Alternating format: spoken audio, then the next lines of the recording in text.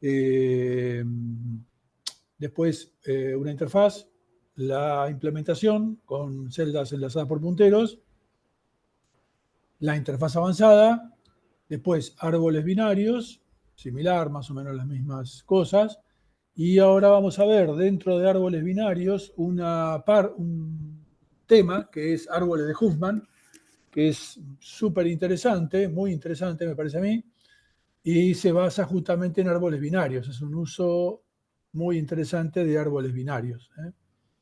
Bien, ¿qué son los árboles de Huffman? Bueno, cuando uno empieza a dar compresión de datos, ustedes típicamente cuando tienen que mandar un montón de archivos o algo así, ¿qué hacen? Los compactan con zip, 7Z, QZ, en fin, hoy hay N algoritmos de compresión, los comprimen y mandan el archivo comprimido, ¿no? O sea que la idea es que un algoritmo de compresión es un algoritmo que toma una serie de bits y los convierte a otra serie de bits más corta. La relación entre las longitudes es la tasa de compresión que tiene ese algoritmo y la idea es de que, bueno, por lo general, para datos nos pensamos en algoritmos de compresión lossless, o sea, sin pérdida de información.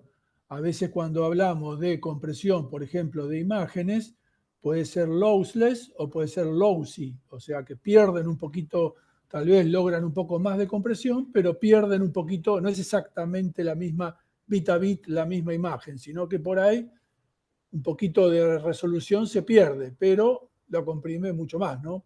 Bueno, acá cuando hablamos de datos, si yo estoy transmitiendo un código fuente, por ejemplo, no quiero perder, no quiero que los bits, por más que no quiero que a costa de tener una compresión mejor, las fuentes que me lleguen diferente, ¿no? Entonces, nos estamos hablando de compresión lossless, sin pérdida, que yo pueda reconstruir a partir del mensaje encodado el mensaje original. Entonces, la idea es que tengo una serie de n caracteres, tengo lo que voy a llamar el mensaje, que es una serie de caracteres, una serie de n caracteres. Esos caracteres pertenecen a un cierto conjunto C de caracteres. Por ejemplo, para empezar, vamos a pensar que tenemos caracteres que solamente son estos 4 caracteres, A, B, C, D. Entonces, por ejemplo, yo le quiero mandar a mi socio, a la otra persona, a mi partner, a la otra persona, le estoy queriendo mandar un mensaje como este que está acá. A, B, D, C, D, A, C, A, B, B. Combinaciones de estas 4 letras.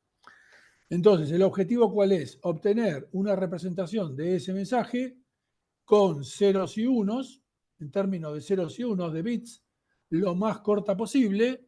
Y por supuesto, a eso le vamos a llamar el mensaje encodado. El mensaje encodado es el mensaje en ceros y unos. Por supuesto, que me permita recuperar el mensaje original tal cual como lo envié, o sea, sin pérdida, ¿no? Sin pérdida de datos. Bien, para el caso de caracteres, la primera cosa que a uno se le ocurre, porque ahí A, B, C, D, es tomar la representación ASCII. Ustedes saben lo que es ASCII. ASCII es una tabla que para cada uno de los caracteres usuales que tenemos en un teclado, en un texto común, me da 8 bits único, una secuencia de 8 bits únicos para ese carácter. Bueno, entonces, si yo voy a la tabla ASCII, para cada uno de esos A, B, C, D me va a dar su representación ASCII con 8 bits, y que es única, ¿no? Para cada carácter. Por lo tanto, el mensaje encodado, si el mensaje original tenía n caracteres, el mensaje encodado va a tener 8n bits. 8 bits por cada carácter original. Fíjense, 8 bits en realidad podría representar, 8 bits, puede representar 2 a la 8, que es 256, números diferentes, objetos diferentes, ¿no? O sea que me está sobrando, ¿no? O sea, estoy usando 8 bits para en realidad algo que a lo sumo son dijimos que los mensajes que íbamos a mandar eran a lo sumo iban a tener solamente esos 4 caracteres. O sea que estoy usando por demás bits. Pero bueno, por ahora tengámonos a eso, ¿no? Entonces quiere decir que el mensaje original tenía n caracteres, el mensaje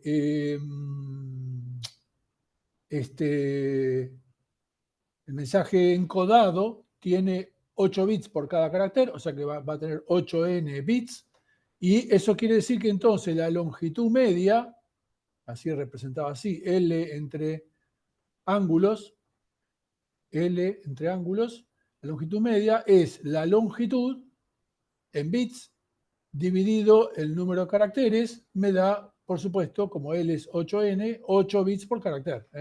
Esta codificación, llamémosla, este algoritmo para convertir un mensaje en un mensaje encodado, me conlleva, digamos, necesita 8 bits por cada carácter. La idea es si podemos mejorar eso.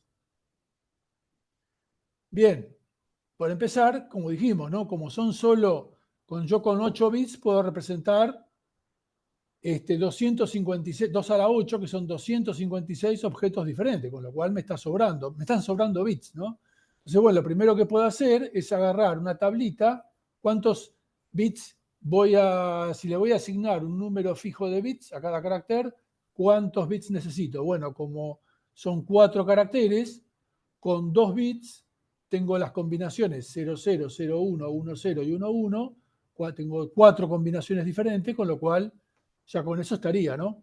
O sea que voy a pensar en la primera codificación, que es esta columna C1 que está acá, que a A le asigna el 00, a B le asigna el 01, a C el 10 y al D el 11. O sea, 2 bits por cada carácter. Y bueno, por ejemplo, un mensaje como este que está acá, A, B, C, D, C, B, A, se encodaría como, bueno, el A es 00, el B es 01, el C es 10 y así siguiendo. Ustedes repásenlo, mírenlo, y les da esa cadena de bits que está ahí.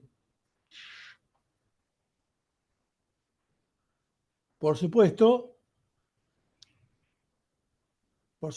esta representación me permite encodar, o sea, convertir el mensaje original en el mensaje encodado y, por supuesto, volver para atrás, porque voy agarrando, yo sé que cada carácter tiene 2 bits, bueno, agarro los 2 primeros bits, vengo a la tablita y veo que hay un A. Saco 2 bits y veo el siguiente carácter y así siguiendo, ¿no? Es trivial ir y venir de mensaje a mensaje encodado y viceversa. Y la cantidad de bits por carácter es ahora de 2 bits por carácter. Pasamos de 8 bits por carácter a 2 bits por carácter. Bien, eso se debe a que la cantidad de caracteres que estamos considerando posibles dentro del mensaje original es muy chica, ¿no? Es de 4, son 4 caracteres nomás. Si queremos usar mensajes de longitud fija, bueno, para 4 caracteres necesitamos por lo menos 2 bits, porque con 2 bits yo puedo representar 2 a la 2, que son 4 caracteres. Si yo ahora quisiera mensajes de 8 caracteres diferentes, por ejemplo, A, B, C, D, E, F, G, H, entonces ahí necesitaría, ¿cuántos bits necesitaría? Bueno, 2 a la número de bits es la cantidad de objetos diferentes que puedo representar. Entonces, con 3 bits, 2 a la 3 es 8, ahí sería suficiente, ¿no? En general, si tengo una cierta cantidad de caracteres NC, la cantidad de bits que voy a necesitar es logaritmo en base 2 de NC, o sea, el exponente al cual tengo que elevar 2 para llegar a ese número de caracteres, y bueno, de eso el techo, porque tiene que ser un número entero, ¿no?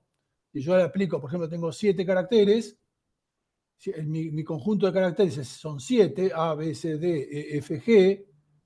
Si yo le calculo logaritmo en base 2 de NC, de 7, me va a dar un poquito menos que 3. 2 a la 3 es 8, 2 a la 2 es 4. Bueno, va a estar entre 2 y 3. Pero bueno, cuando tomo una cantidad de bits, esa cantidad de bits no puede ser un número un número flotante, no puede ser, tiene que ser un número entero. Entonces a eso hay que tomarle el ceil, el primer entero mayor o igual que el argumento. Ceil del logaritmo en base 2 de NC. Bien. Típicamente, si agarramos un texto común, como un archivo, un texto de un libro, de un apunte, considerando solamente caracteres, ¿no?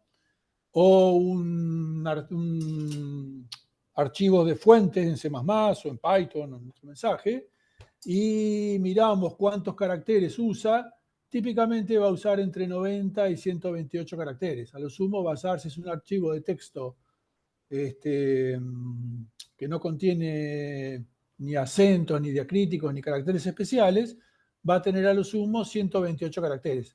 Como 2 a la 7, 128, quiere decir que si hago para un texto común que tiene solamente caracteres, estos 128 caracteres, me bastaría con 7 bits. Quiere decir que de la representación original que tendría ese texto, que normalmente tiene un carácter por un byte por cada carácter, o sea, 8 bits por cada carácter, paso a 7 bits por cada carácter, con lo cual quiere decir que mi ahorro pasaría a un ahorro de 12.5%. Fíjense que no es mucho, ¿no? Lo compacto, pero no es solamente eso. O sea, los algoritmos de compresión, si yo agarro un archivo de texto, por ejemplo, las fuentes de C++, la fuente de C++ del curso, o agarro cualquier programa de GitHub, me bajo todas las fuentes y los compacto, seguramente la tasa de compresión va a ser mucho más que un 12.5%. Seguramente me lo reduce a la cuarta parte o menos. O sea, una reducción del 75%, no del 12.5%. Entonces, ahí hace falta algo más. No es solo en base a decir, bueno, la cantidad de caracteres que estoy usando es menor, por eso necesito menos de 8 bits. Bien, ¿y por dónde, cómo arrancan estos? ¿Cuál es la idea básica de los algoritmos de compresión? Bueno, la idea básica es que si yo supiera que de eso, volvamos a nuestro caso de que tenemos mensajes de 4 caracteres, A, B, C, D, y supongamos que yo conociera a priori la probabilidad de que aparezcan esos caracteres en la secuencia de los mensajes que voy a recibir. Supongamos que sé que la probabilidad de que aparezca A es de un 0,7, o sea, de un 70%, y la de B, C y D de un 10%, o sea, 0,1, probabilidad 0,1. La suma de las probabilidades, por supuesto, siempre me tiene que dar 1, 100%. Entonces acá, A, por ejemplo, tiene 7 veces más probabilidad de ocurrir que B, C y D. Entonces, ¿qué puedo hacer si yo sé eso? Bueno, asignarle a A una secuencia bien corta, por ejemplo, de un solo bit, y al resto de más bits. Por ejemplo, a B 100, a C 101 y a D 11. Bueno, vamos a ver si esta codificación, la vamos a llamar la codificación C2, la columna C2 acá, vamos a ver si me gusta, ¿no es cierto? Por empezar, si logra compresión, cuánta compresión logra, si puedo reconstruir el mensaje a partir del mensaje encodado. Bueno, vamos a ver esas cosas. Por empezar, ¿qué longitud de compresión, qué tasa de compresión obtengo? Bueno, fíjense, supongamos que tengo un mensaje típico de 100 caracteres. Si tengo un mensaje típico de 100 caracteres y las probabilidades son estas que están acá, bueno, típicamente ese mensaje tendría de esos 100 caracteres, 70 serían A, 10 serían B, 10 serían C y 10 serían D, por las probabilidades estas que dije acá arriba, ¿no? Entonces, como A tiene una longitud de un bit, B 3, C 3 y D 2 bits, entonces la cantidad de bits del mensaje encodado va a ser 70 por 1, más 10 por 3, más 10 por 3, más 10 por 2. O sea, de cada carácter, la cantidad de veces que ocurre ese carácter por la cantidad de bits con los cuales represento a ese carácter en esa codificación. En este caso me da 150 bits. Con esos 150 bits, entonces ahora, ¿cuál sería la tasa de la longitud, la cantidad de bits promedio por carácter? La longitud, lo que dijimos acá, la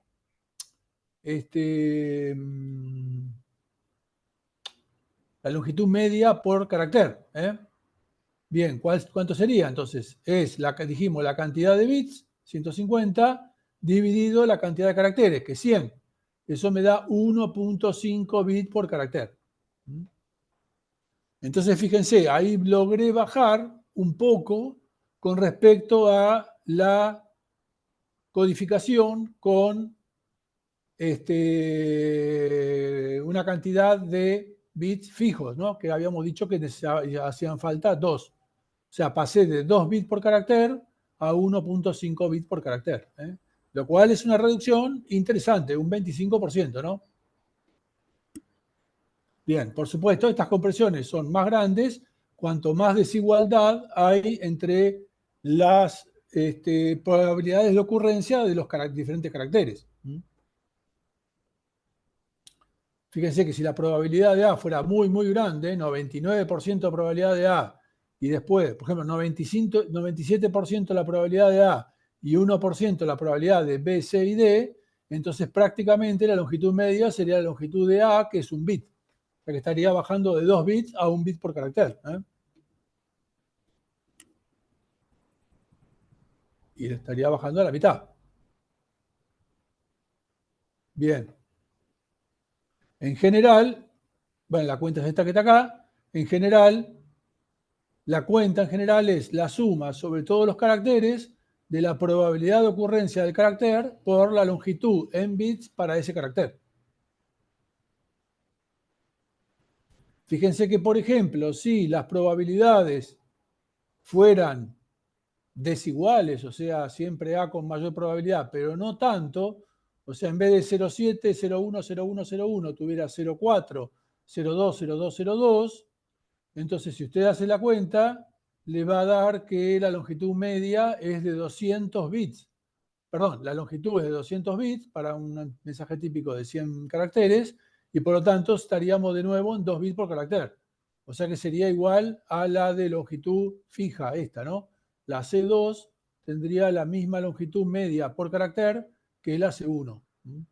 O sea que no basta con que haya un carácter que tenga mayor probabilidad que los otros. Tiene que tener una mayor probabilidad, pero bastante mayor, digamos, tiene que haber una cierta desigualdad. No siempre representa una compresión.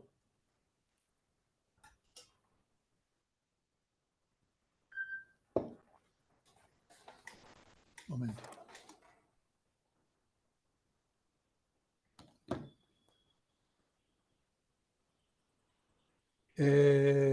Bien, entonces, volviendo a nuestra codificación, esta de longitud variables, la C2, bueno, fíjense que, por ejemplo, bueno,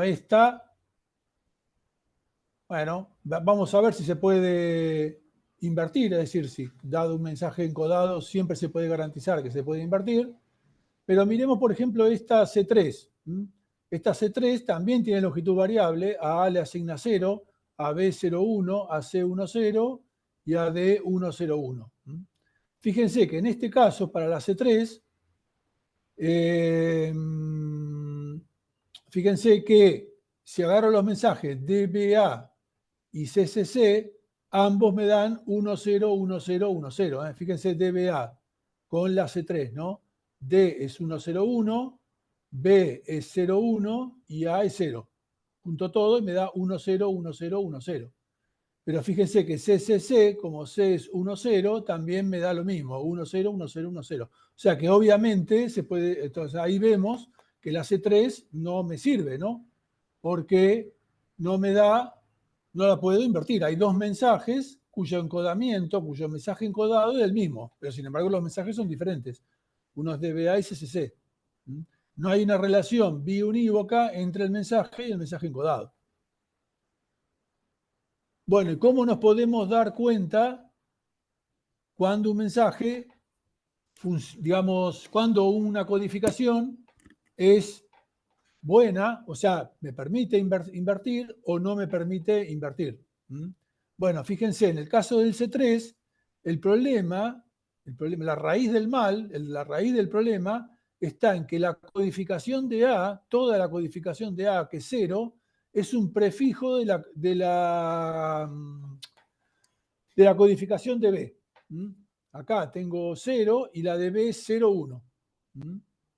Por lo tanto, si yo cuando quiera desencodar, si me encuentro con un 0, no sé si sacar un A o esperar a ver el siguiente, a ver si hay un 1 y esperar y sacar un B. Bien. O sea que entonces le vamos a pedir a todas las codificaciones que usemos que satisfagan lo que se llama la propiedad, la condición de prefijos. ¿Cuál es la condición de prefijos? Que no ocurra, no debe ocurrir, que toda la codificación de uno de los caracteres, por ejemplo acá la A, sea prefijo, está al principio de la codificación de otro, como el B. Fíjense que acá también C y D lo violan. La codificación de C, que es 1, 0, es prefijo, está al comienzo, toda la codificación de C está al comienzo de la codificación de D, 1, 0, 1. ¿Está? O sea que la viola la condición de prefijo al menos en dos casos. C, A con B y C con D. En cambio, si volvemos a la nuestra C2 que habíamos visto hoy, esa no lo viola. Porque fíjese, 0, el de A es 0, 0 no es prefijo de nadie. El de B es 1, 0, 0. Bueno, no es prefijo de nadie. Bueno, revísenlo y ninguno es prefijo de nadie. De otro. Bien.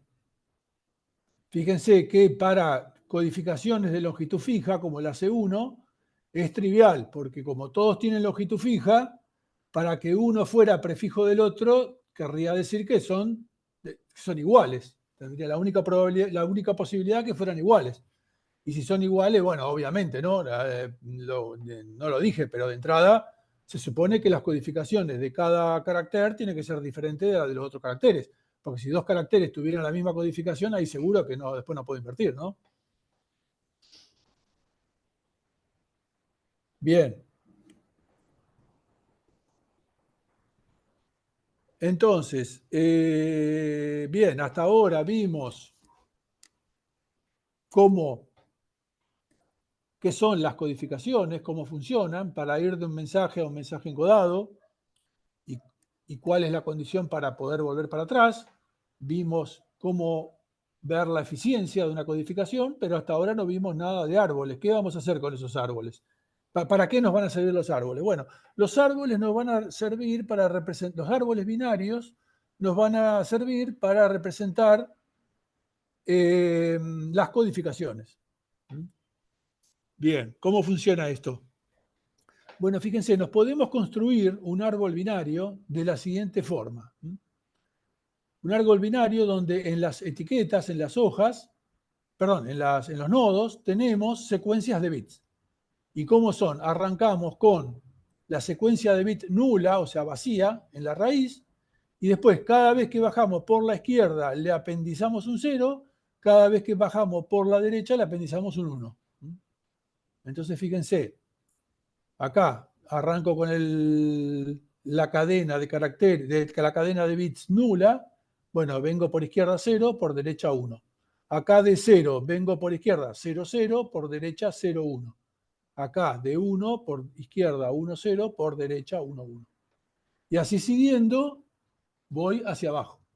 En cada nivel tengo todas las posibles secuencias de bits de esa longitud, que por supuesto van creciendo con 2 a la número de nivel. Si acá estoy en el nivel 2, tengo 2 a la 2, 4. Si estoy acá en el nivel 3, tengo 2 a la 3, 8.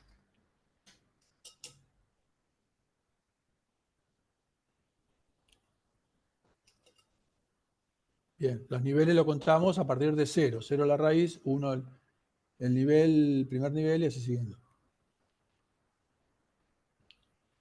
Bien, este árbol, fíjense, lo podemos considerar el árbol de la vida. Acá está todo. Fíjense que si yo me voy para abajo, me voy al nivel 1.000.000 hacia abajo, tengo todas las secuencias de bits de longitud de 1.000.000. O sea que si me voy hacia abajo están todas las secuencias de bits posibles del universo. ¿Está? O sea que, como cualquier cosa se puede traducir a una secuencia de bits, cualquier foto, cualquier video, cualquier programa, cualquier, no sé, la Constitución de la Nación Argentina, el gol de Messi del Mundial, todo se puede convertir en bits. Acá están todas las secuencias de bits, todas las posibles cosas del universo. Bien.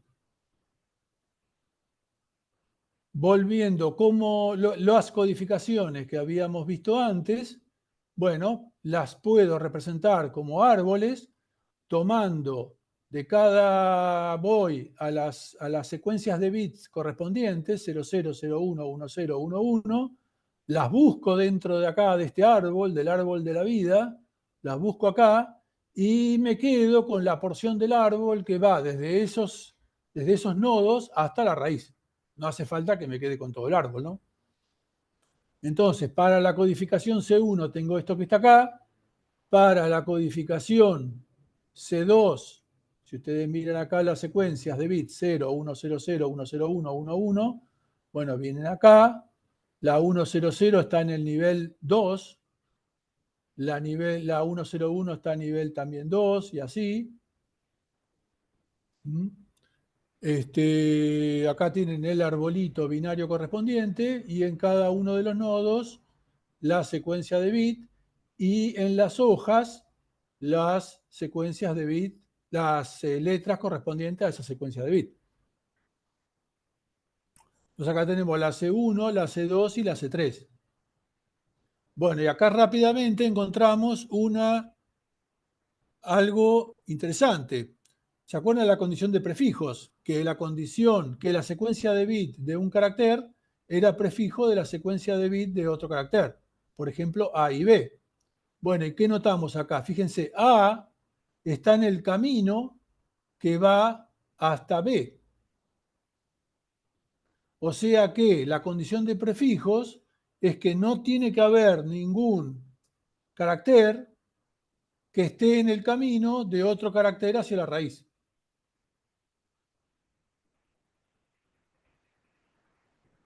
O sea, los caracteres tienen que estar solamente en las hojas.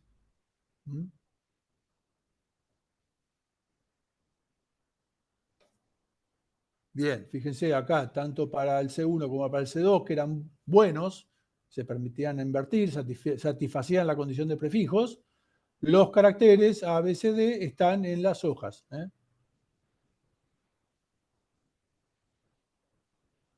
Bien, como les decía, una forma visual de construir el árbol es ir, arrancar con el árbol vacío y para cada carácter, si me dan la codificación, voy agarrando cada secuencia de bits y la voy trazando en el árbol, bajando por un camino en el árbol. Y cuando termino, pongo el carácter y voy al siguiente carácter y así siguiendo. Entonces, la condición de prefijos es que los caracteres estén solamente en las hojas, no en los nodos interiores. Acuérdense, un nodo interior es un nodo que no es una hoja, o sea, que tiene hijos. Bien, otro concepto, código redundante. Código redundante. Fíjense, la codificación está C2 y la codificación está C4. La C4 tiene 10100, para B tiene 10100, para C 10101, D 111, bueno, construyen el árbol y les da esto que está acá.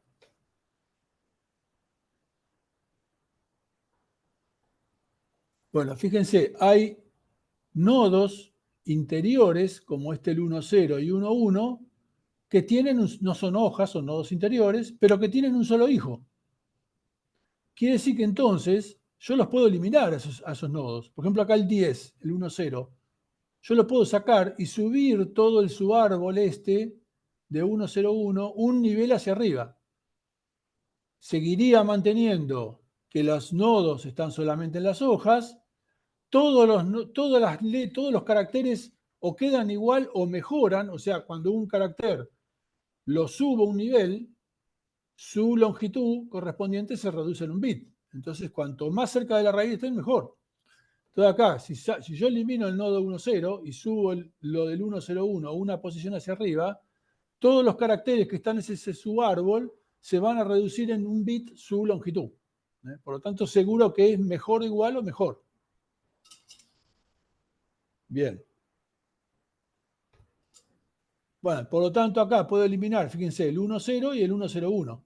Y subo todo el que ya el 1,0,1,0 ya no es, ya es interior con sus dos hijos. O sea, eso ya no lo puedo eliminar. Lo puedo eliminar cuando uno solo cuando tiene un solo hijo. Entonces, al 1,0, al 1,0,1 y al 1,1 los puedo eliminar. Si los elimino, reconstruyo el árbol, bueno, me va a quedar una nueva codificación que en realidad es la misma que la C2.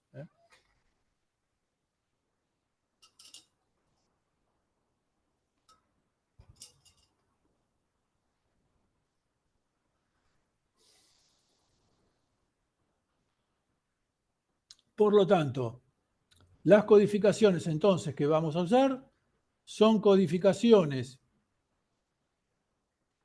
que tienen que ser, se pueden construir como un árbol binario, donde las letras estén, los caracteres que voy a representar estén en las hojas y los nodos interiores tengan sus dos hijos. No haya nodos interiores que tengan un solo hijo. A ese tipo de árbol se le llama árbol binario lleno. En inglés, Full Binary Tree, FBT.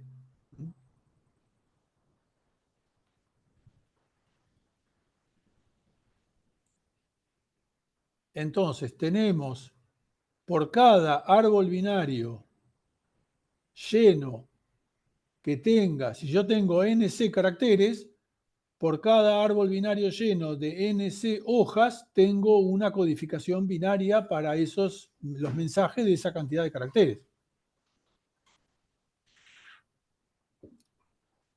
Bueno, la idea es, si me dan en la cantidad de caracteres NC las probabilidades PJ de cada carácter, que tienen que ser NC numeritos de 0 a 1, cuya suma de 1, la idea es buscar cuál es el árbol binario lleno que tiene NC hojas y que me da la menor longitud promedio.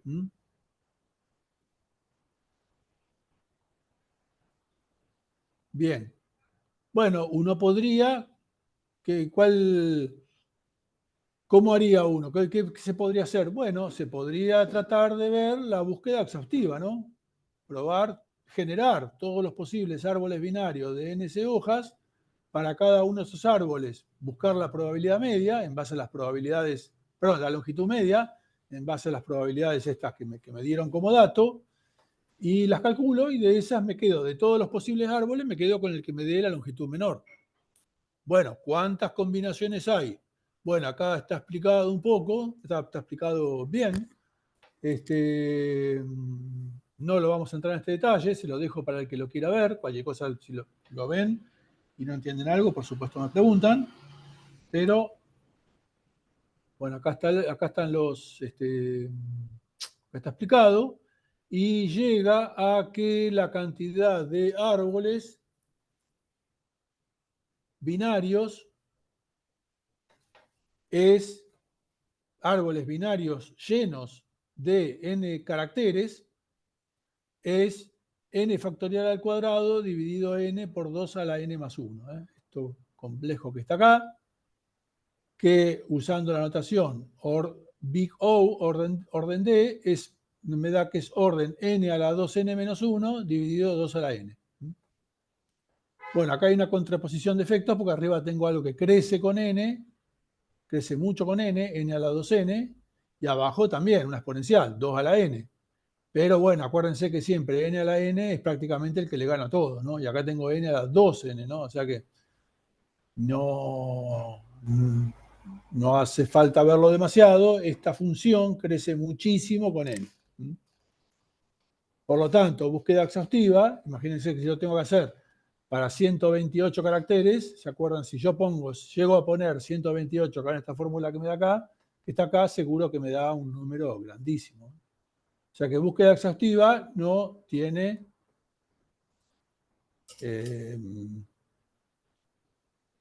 no va a andar, no lo puedo usar.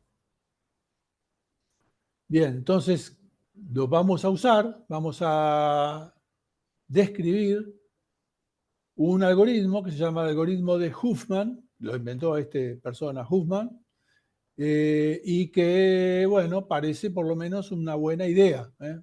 ¿En qué se basa el algoritmo de Huffman? Se basa en que, fíjense, habíamos dicho que los caracteres que tienen más probabilidad de ocurrencia, que tienen probabilidad más grande, deberían estar cerca de la raíz para que su longitud en bits sea pequeña, mientras que los de menor probabilidad deberían ir para abajo.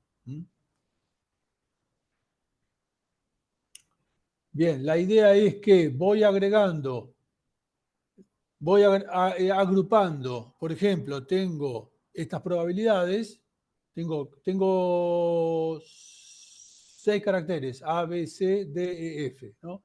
Con probabilidades 0,4, 0,15, 0,15, 0,1, 0,1, 0,1. ¿Cuál es la idea? Que voy agarrando de a dos, los dos que tienen menor probabilidad, menor peso, y los voy a combinando en un árbol conjunto, digamos, ¿no?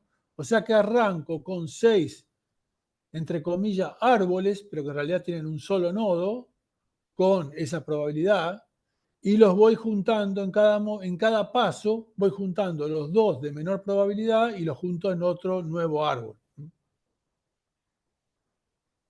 Bueno, entonces el algoritmo concretamente procede de la siguiente forma. Inicialmente se crean NC árboles, tantos como caracteres hay.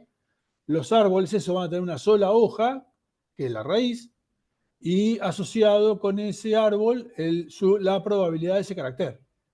Entonces, en cada iteración tomo de todos los árboles posibles los dos que tienen menor peso combinado, menor probabilidad combinada, lo junto y lo vuelvo a meter en el árbol, en la secuencia de árboles. Fíjense que en cada iteración saco 2 árboles y los combino y lo vuelvo a poner. O sea que saco 2 y pongo 1. Por lo tanto, en cada iteración la cantidad de árboles se reduce en 1. Como arranco con NC árboles, en NC menos 1 iteraciones voy a tener un solo árbol, que es el árbol final. Bien, veamos un ejemplo. Esto mírenlo porque es típico ejercicio operativo del segundo parcial. Entonces tenemos, fíjense, con este ejemplo que está acá, nos construimos los árboles T1 a T6. Cada uno tiene un solo nodito, que es la raíz, con su probabilidad A, B, C, D, E, F, perdón, con su letrita, con su carácter A, B, C, D, F y su probabilidad 0,4, 0,15, 0,15, 0,1, 0,1, 0,1. Las probabilidades que dijimos acá. Bien. Entonces, primer paso, agarro los 2 árboles de menor probabilidad. ¿Cuáles serían? Bueno, en realidad hay 3, T4, T5 y T6. Bueno, agarro cualquiera, cuando hay así, varios de la misma probabilidad, puedo agarrar cualquiera 2 de ellos. Bueno, voy a agarrar T5 y T6. Entonces, T5 y T6 los agarro y los combino en un nuevo árbol donde pongo T5 como su árbol izquierdo, T6 como su árbol derecho y la probabilidad combinada, o sea, la suma de los dos que estoy combinando en la raíz. Entonces acá tengo E como nodo izquierdo, F como nodo derecho y la probabilidad combinada que sería 0,1 más 0,1, 0,2 en la raíz.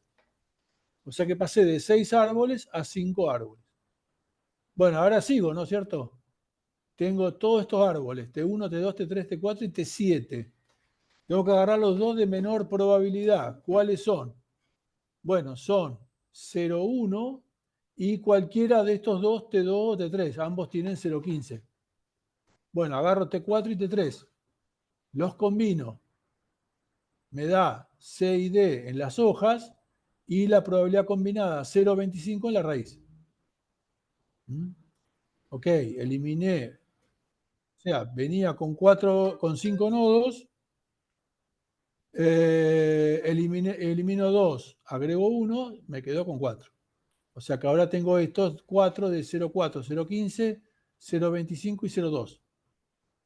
Bueno, me tengo que quedar con los dos de menor probabilidad. ¿Cuáles son? T2 y T6, que tienen 0,15 y 0,2. Los combino y me da el árbol T8. El árbol T2 es el B, el T6 es el F, combinados me da este que está acá. Siempre tienen que ser árboles binarios llenos. Árboles binarios llenos. En todo momento, si en algún momento hacen una manipulación y ven que tienen un árbol que no es binario lleno y que las nodos no están en la hoja, bueno, hay un error. Repasen, vuelvan hacia atrás y repasen porque han cometido un error. Profe, Sí, te escucho. el que es más chico siempre va como hijo más izquierdo, sería. No, bueno, eso lo vamos a describir después. No importa. O sea, no importa en qué orden los pones. Si hay varios con la misma probabilidad, no importa cuáles de todos ellos agarrás, cuáles dos de todos ellos agarrás. Y cuando los unís, no importa cuál pones a la izquierda y cuál pones a la derecha. Ok, Obviamente, una vez que tomaste una decisión, el árbol final lo tenés que guardar y si encodás con ese, tenés que desencodar con ese, ¿no?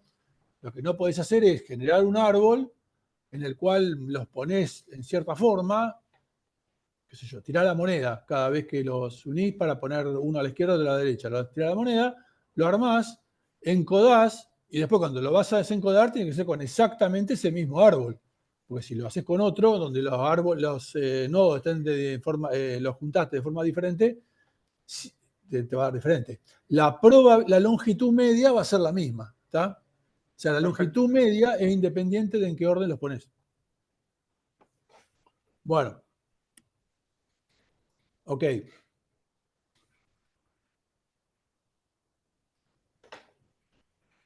Seguimos. Entonces, bueno, los van combinando. Acá tenemos 0,4, 0,25, 0,35. Los dos menores son 0,25 y 0,35. Los combinás, te da este de 0,60 y el de 0,4. Después los tenés que combinar esos dos y te queda esto que está acá. Este es nuestro árbol. Este que está acá.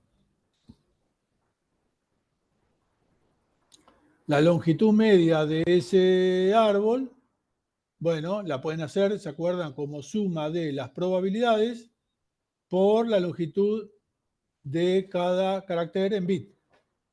Acá la longitud de A es 1, B es 3, C es 3, D es 3, E y F es 4. Hacen toda esa cuenta y les da 2.5 bits por carácter. Que es con respecto a los 3 bits. Si hiciéramos código de longitud fija, ¿cuántos bits necesitaríamos? Bueno, necesitaríamos al menos 3 bits, porque 2 a la 3 es 8. Tenemos 6 caracteres. Con 3 bits tengo hasta 8, me paso, y con 2 bits es 4. O sea que estoy ahí en el medio. O sea que está bien. Con 3, hace falta 3 bits. Bien. Acá está lo que me preguntaron recién. Notemos que al combinar dos árboles entre sí, no importa cuál es derecho y cuál es izquierdo. Mejor dicho, el árbol final va a tener la misma, independientemente de cómo elija cómo poner como derecho izquierdo, bueno, es trivial que la profundidad de los caracteres va a ser la misma. Si yo acá hubiera, supongamos, en este árbol que está acá, hubiera invertido, al combinar este pedazo de acá con este es el subárbol de CD con el subárbol de BEF, si los cambio de lugar, los intercambio entre sí, bueno, la longitud media es la misma, porque cada nodo se mantiene en la misma altura, ¿no? Cada carácter va a mantener su altura, su profundidad. Por lo tanto, no puede, la probabilidad solamente depende de la profundidad. Profe, Sí, ¿se puede chequear de que eso esté bien? O sea, una vez que está terminado el árbol. ¿cómo que esté bien? Lo que vos podés Lo que vos tenés que llegar, cuando lo terminás de armar, lo que deberías chequear es que los nodos los caracteres estén en las hojas y los nodos interiores tengan los dos hijos. ¿Eh? Eso es lo que podés chequear. Ah, ok. Más que eso, no, en principio no es que no hay un chequeo adicional que se me ocurra. ¿Eh? Bien, todo eso se puede efectivamente implementar en términos de un programa que está acá. Ustedes esto lo pueden, está en algún lugar, después si les apunto dónde lo pueden, si lo quieren ver, dónde está. Pero es una función Huffman que toma un vector de probabilidades, de dobles, que son las probabilidades, y devuelve un árbol de enteros, que es el árbol de Huffman.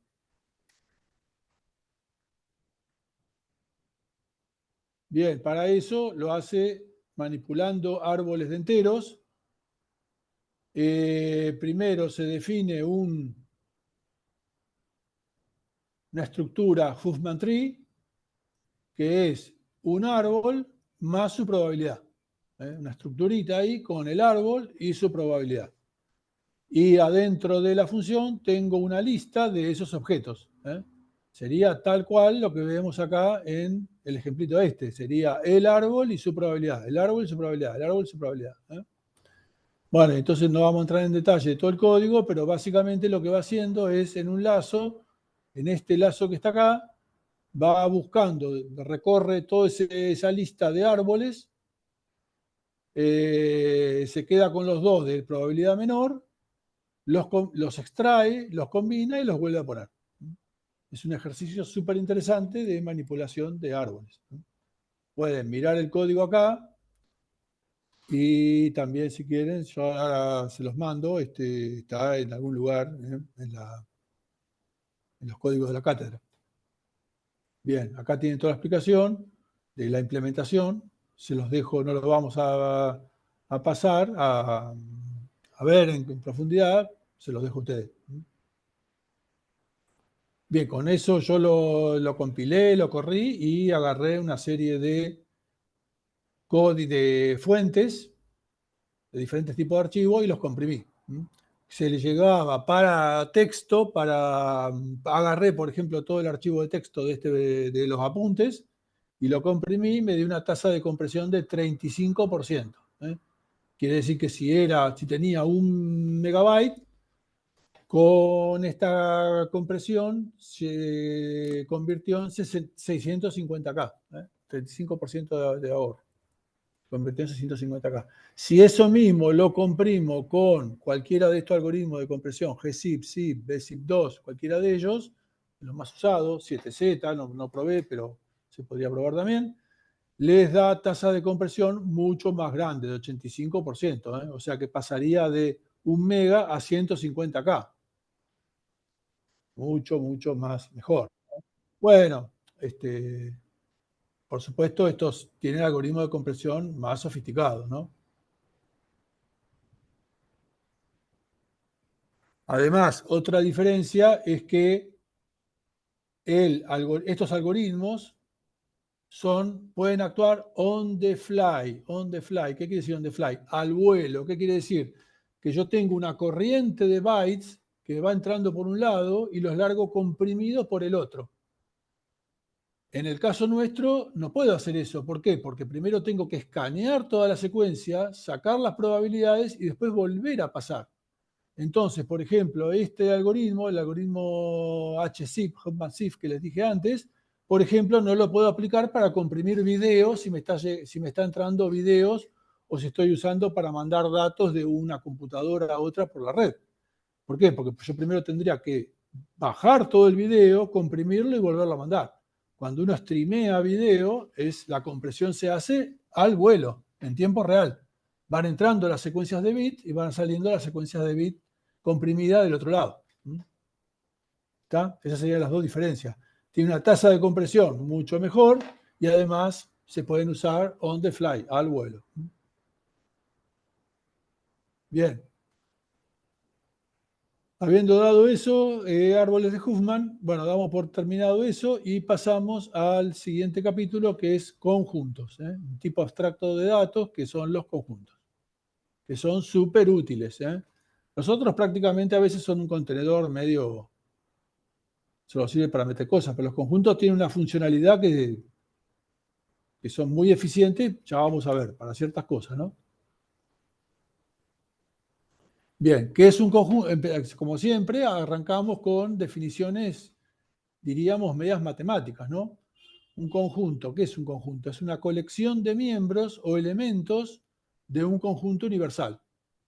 Por ejemplo, si el conjunto universal son los enteros, estamos hablando de conjuntos de enteros. Bien, por contraposición con las listas y otros contenedores vistos, todos los miembros de un conjunto deben ser diferentes. En una lista, por ejemplo, nosotros no exigimos que los elementos de la lista sean diferentes. En conjuntos sí. Si están una sola vez en el conjunto, en el contenedor. Si bien para definir el concepto de conjunto solo necesitamos el concepto de igualdad o desigualdad, porque lo único que nos interesa es que cuando voy a meter un elemento, ver si ya estaba, no lo puedo volver a meter, porque tiene que estar una sola vez. Si bien no es necesario, a efecto de definir las cosas, que los elementos del conjunto universal tengan una cierta relación de orden, bueno, la verdad es que sí, para que sea eficiente nos vamos a basar en una relación de orden.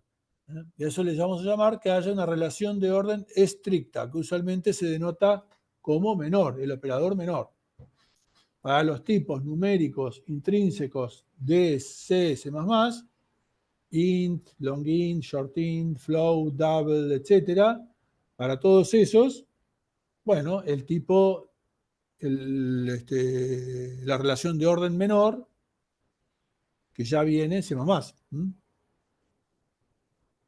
Para las cadenas de caracteres, bueno, la clase string tiene sobrecargado el operator menor. ¿Y qué me da el operator menor de los strings? Bueno, me da verdadero. Si hago A menor B que B para dos strings A y B, ¿cuándo me da verdadero? Cuando A está antes en orden alfabético que B. O sea, la relación de orden para strings corresponde al orden alfabético. Bueno, entonces para esos tipos, todos tipos numéricos y los strings, está sobrecargado el operator menor, o sea que lo puedo usar. Bueno, ¿qué pasa ahora si yo quiero hacer conjuntos con otros tipos? No son de esos, para otros tipos. Capaz que yo me definí una clase. ¿Puedo usar el tipo conjunto para ese tipo? Bueno, en ese caso me tengo que yo escribir una relación de orden. Entonces, antes que nada, vamos a ver qué son las relaciones de orden. Bien, como les dije, para los tipos numéricos básicos o strings se puede usar el operator menor, que ya viene C++. Para otros conjuntos universales ya me tengo que inventar algo yo. Por ejemplo, supongamos que mis elementos van a ser pares de enteros. Como así, como el 2, 3, el 5, 6. ¿Cómo los comparo? ¿Cuál es menor? Si tomo el par 2, 3, ¿es menor que el par 5, 6? Bueno, matemáticamente no hay ninguna relación de orden definida así para pares de enteros, ¿no? Bueno, yo me lo podría definir diciendo, bueno, es menor, el par 2, 3 es menor que el 5, 6. ¿Por qué? Porque son menores componente a componente. El 2 menor que el 5 y el 3 menor que el 6. Bien. Pero entonces, ¿qué hago cuando tengo que comparar el 2, 3 con el 5, 1? Ahí el 2 es menor que el 5, pero el 3 es mayor que el 1. O sea que no sé cuál decir que es menor que el otro. Bien, entonces, ¿qué vamos a definir?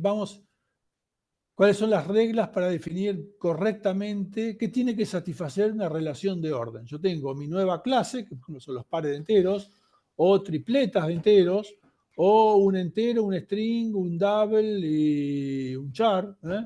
Una estructura compleja que tengo yo. ¿Cómo puedo, qué tiene que satisfacer? Si le quiero sobrecargar el operator menor, ¿qué tiene que satisfacer ese operator menor? Bueno, básicamente tiene que satisfacer estas dos cosas. Tiene que satisfacer que tiene que ser transitiva, Es decir, si A menor que B y B menor que C, entonces A menor que C, como por supuesto lo satisfacen las relaciones de orden para los tipos numéricos básicos y el string.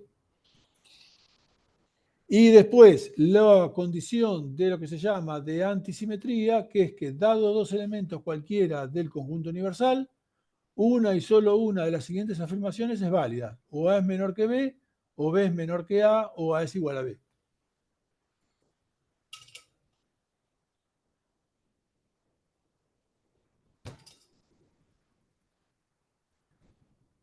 Bien.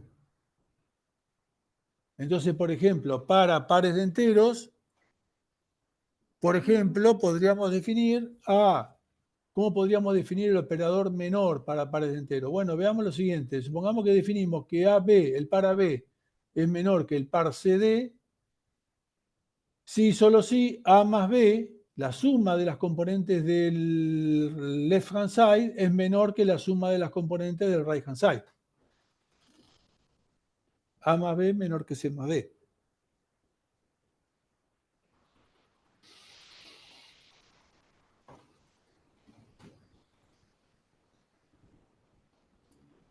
Bueno.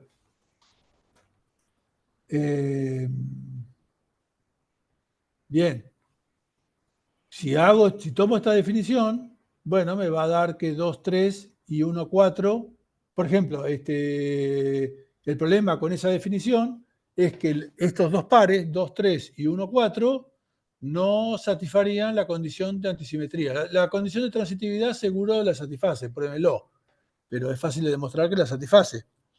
Pero, por ejemplo, agarro dos pares como el 2, 3 y el 1, 4 y van a ver que no es verdad la segunda condición. O sea, estos dos pares, fíjense, si sumo las componentes me dan 5 en ambos casos, y entonces no es verdad ni que el right hand side, el left hand side es menor que el right hand side, ni la inversa, ni tampoco son iguales, porque los pares en sí no son iguales, ¿no? 2, 3 y 1, 4 no son iguales.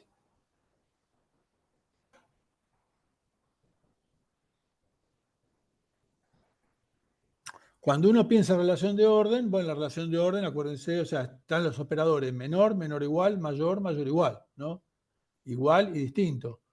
Bueno, la verdad en realidad es que con cualquiera de los cuatro que tienen el triangulito, o sea, con menor, menor igual, mayor o mayor igual, con cualquiera de esos cuatro, ya se pueden reconstruir todos los otros 5, digamos, ¿no? Son 6 en total. Menor, menor igual, mayor, mayor igual, igual y distinto. Bueno, si yo tengo uno de los cuatro que tienen el mayor o el menor, o sea, mayor, mayor igual, menor, menor igual, cualquiera de esos cuatro, ya los otros se salen a partir de ese. No hace falta definir los 6. Por ejemplo, si tengo menor con menor solo, por ejemplo, A es mayor que B, bueno, si solo si B es menor que A, ¿no? O sea, el mayor es simplemente el menor invertido. Y el menor igual es not B menor que A. A menor o igual que B si no es verdad que B menor que A. La negación de B menor que A. Y la igualdad, A es igual a B si solo si ni B es menor que A ni A es menor que B. O sea, acá estoy implementando estos tres operadores a la izquierda, mayor, menor, igual, igual, en base al operador menor. Acá a la derecha tengo solamente el operador menor. O sea que todas esas otras se pueden implementar en términos de menor. Bueno, ¿qué relación de orden podemos definir para pares de enteros? Para pares de enteros. Bueno, podemos definir que el par AB es menor que el par CD si la primera componente es menor, o sea, si A es menor que C, o si la primera componente es igual y la segunda es menor, B menor que D. O sea, básicamente, ¿qué estamos diciendo? Voy y comparo la primera componente. Si la primera componente me decide, ya está. Si son distintas, ya está. O es menor, o es menor, o no es menor. Y si son iguales, me voy a mirar la segunda componente. Bueno, pueden ver ustedes, miren todo esto que está acá, pero ahí se demuestra que es transitiva y que es satisface la condición de antisimetría.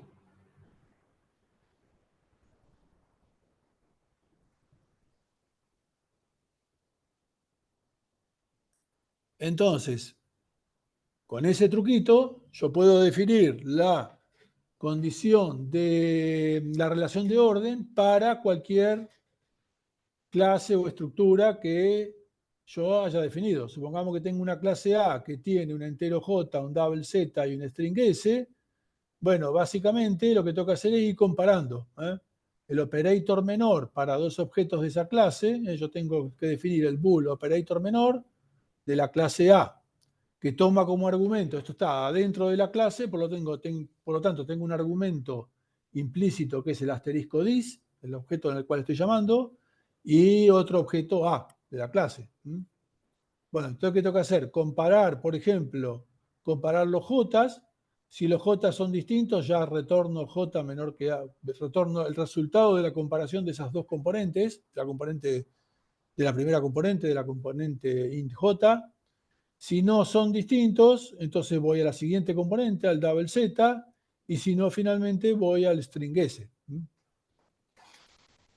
Entonces, si las primeras componentes son distintas, retorno el resultado de comparación. Si no, comparo la segunda. Si son distintas, retorno el resultado de comparación. Y si no, finalmente, retorno la comparación de los strings. O sea que lo único que tengo que definir es una prioridad entre las componentes. Acá estoy diciendo, primero miro el J, el entero, después miro el double y después miro el string. Bueno, perfectamente yo solo podría invertir, pero es decir, tengo que definir un orden y compararlos en ese orden. Ir comparando los miembros en ese orden. Bien, notación de conjuntos. Vamos a empezar a hacer un repaso de conjuntos. Ahora hablamos de la relación de orden. Pasemos a los conjuntos. Bueno, normalmente escribimos un conjunto numerando sus elementos entre llaves. Por ejemplo, 1 a 4. Recuerden que el orden no es parte del conjunto. O sea, el conjunto 1, 4 es lo mismo que el conjunto 4, 1. A veces se puede representar un conjunto por una condición sobre el conjunto universal. Por ejemplo, el conjunto de los pares. El conjunto de los pares A se puede poner como el X entero tal que X es par. Esto es interesante para la teoría cuando queremos representar conjuntos infinitos, ¿no? Bueno, la principal relación de los conjuntos es la pertenencia. Tengo un contenedor A y un elemento X del conjunto universal. Me pregunto si X pertenece a A, y tengo el simbolito este de pertenencia.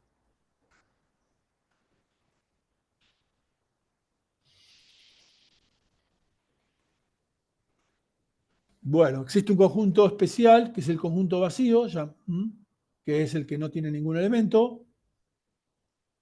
Inclusión, decimos que A está incluido en B, y se denota así, incluido en B, o B incluye a A, si todo miembro de A también es miembro de B. También decimos que A es un subconjunto de B y que B es un supraconjunto de A. O sea, si A está incluido en B, es un subconjunto y B es un supraconjunto de A. Todo conjunto está incluido en sí mismo y el conjunto vacío está incluido en cualquier conjunto. A y B son iguales si A está incluido en B y B está incluido en A. O sea, todos los elementos de A están en B y todos los elementos de B están en A. Por lo tanto, dos conjuntos son distintos si al menos existe un elemento de A que no pertenece a B o un elemento de B que no pertenece a A. El conjunto A es un subconjunto propio de B si A está incluido en B, pero A no es igual a B. O sea, si son iguales, si el conjunto A y B son iguales, A está incluido en B, pero no es un subconjunto, pero no un subconjunto propio. Las operaciones más básicas, más representativas de los conjuntos, son las operaciones binarias, unión, intersección y diferencia. La unión A, unión B, es el conjunto de los elementos que pertenecen a A o a B. Mientras que la intersección A, intersección B, es el de los elementos que pertenecen a A y a B. Dos conjuntos son disjuntos si la intersección es el vacío. La diferencia A menos B está formada por los elementos de A que no están en B. Bien, fíjense, entonces, dado dos conjuntos A y B como está acá, tenemos la intersección en azul, A intersección B, A menos B, que sería la parte verde, y B menos A, que sería la parte roja. Bien, entonces se puede decir que A unión B, la unión de A y B, es A intersección B, que es la parte azul, más A menos B, que es la parte verde, unión B menos A, que es la parte roja. Siendo los tres conjuntos disjuntos.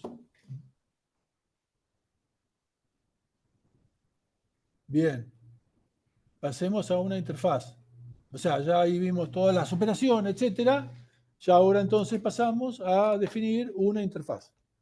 Interfaz en C++ para conjuntos. Bueno, el conjunto va a tener su iterador, ¿no? Como siempre, del cual no me importa mucho nada, lo único que los puedo comparar. Puedo comparar por distinto o igual. Acuérdense, casi todos estos contenedores, casi siempre se pueden comparar los iteradores, pero solamente por distinto o igual.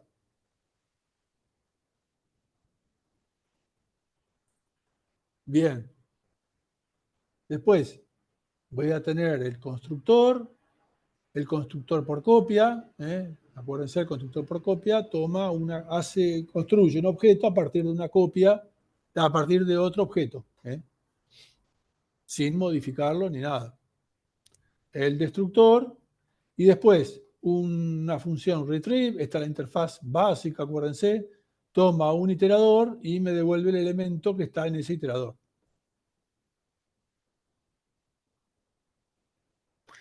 Insert,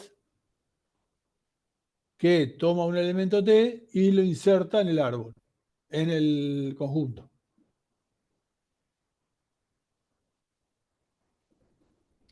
Fíjense que a diferencia de lista y árboles, ya sea binarios o ordenado orientado, el insert no toma como iterator, como argumento un iterator. Yo no digo inserte acá el elemento T.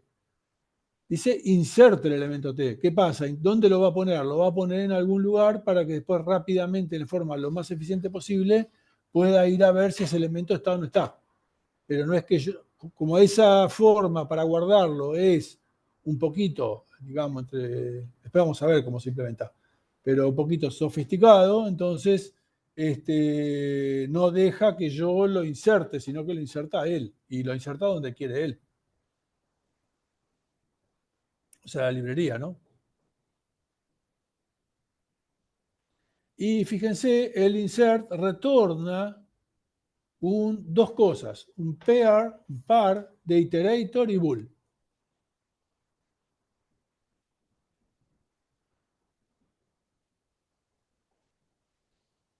Bueno, el iterator es el iterator al elemento que acabo de insertar. Ya sea que ya estaba o ya sea que lo tuvo que insertar, me devuelve un iterator el elemento al que acabo de insertar. Y el bool es verdadero si la inserción fue exitosa, falso si la inserción fue no exitosa.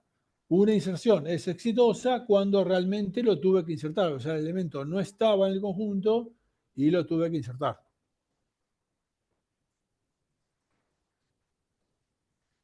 Después tengo dos sabores de arrays, array de iterator y array de un elemento. El array de un iterator simplemente borra el elemento S y reconstruye los enlaces y me devuelve, perdón, y le reconstruye los enlaces. Bueno, elimina el elemento, ¿no? Bien. Y después, array de un X, de un elemento X, fíjense, el de arriba es de un iterator. Ese iterator tiene que ser de referenciable y va, lo borra y, por supuesto, arregla lo que haya que arreglar para que el conjunto quede bien. El array, por otra parte, le paso un elemento. O sea que primero el tipo tiene que ir a ver si el elemento está o no está en el conjunto. Si no está, no hace nada. Si está, lo borra y le devuelve un entero. Devuelve un entero que es la cantidad de elementos realmente eliminados. O sea, si el elemento no estaba, el erase es lo que le llamamos no exitoso, o sea, no tuvo que borrar nada, o sea, no tuvo que hacer nada, y entonces me devuelve un 0. Mientras que si el elemento estaba, decimos que el erase fue exitoso y realmente me devuelve un iterator al elementito recién acabado de insertar. Bueno, por supuesto, erase insert invalidan posiciones, ¿no? En donde hago la operación.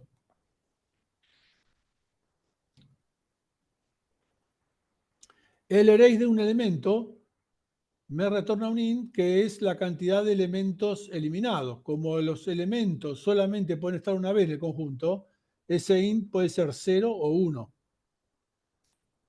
Bueno, ¿por qué no retornar un bool? Si el entero solamente toma los valores 0 o 1, uno se preguntaría por qué no retornar un bool, que es mucho más eficiente. Se ocupa un solo byte. Bueno, el chiste está en que para que set, la clase set conjunto, sea compatible con otra clase que está en la STL, en C++, que se llama multiset y que permite que haya varias copias de un mismo elemento. Varias copias de un mismo elemento. Bien, entonces ya vimos los métodos básicos. Tenemos después otros métodos que son como siempre, que es clear, que deja contenedor vacío, next para avanzar de un iterator al siguiente, find para encontrar un elemento, después begin y end para recorrer el contenedor.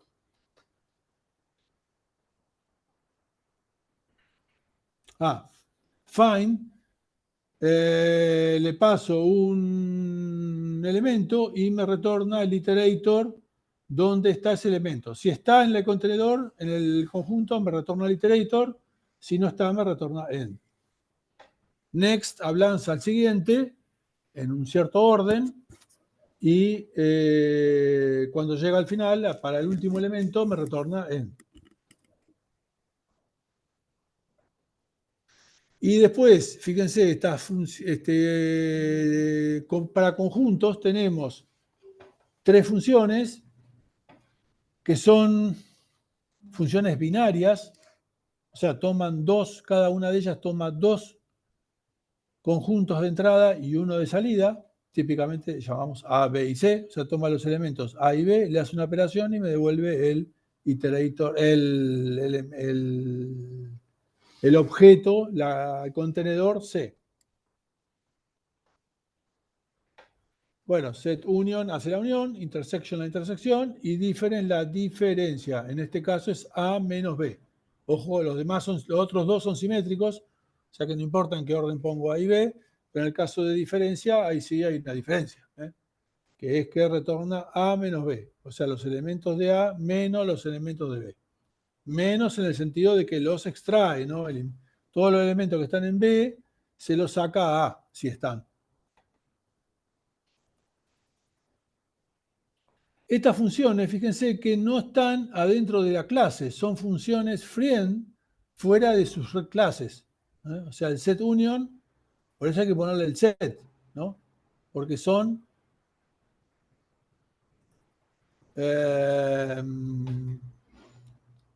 externas a la clase.